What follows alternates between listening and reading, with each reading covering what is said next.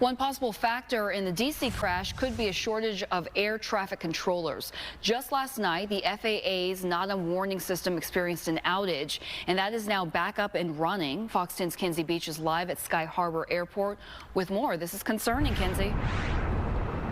Yeah, that's right, Ashley. And you mentioned that NOTAM emergency warning system. That outage was nationwide. It's since been restored. No major effects here today at Sky Harbor from that. Just some delays this morning.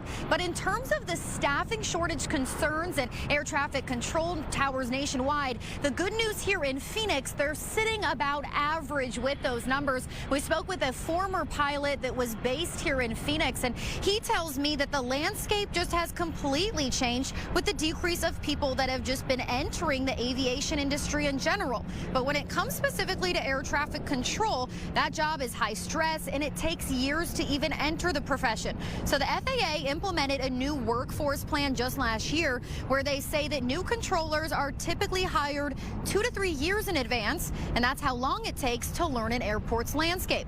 According to the FAA, here at Phoenix Sky Harbor Airport, they have 60 of their 61 TRACOM positions filled, so those guys are in charge of aircraft's landing and departing at the airport. So that's a pretty good number right there. But Phoenix falling a little below quota with their tower positions sitting at 28 of 35. There's a shortage of people available who want to do the job, and then when you get those people, it's a very technical and complicated job. You're talking about a really high washout rate. That's just like 2 hours at a time looking at a scope, and there is stress because you know that you don't want to miss anything on that. As you know, the other night, I mean, no matter what happens, what we find out is the ultimate outcome. Those guys in the tower are going to carry that with them the rest of their lives.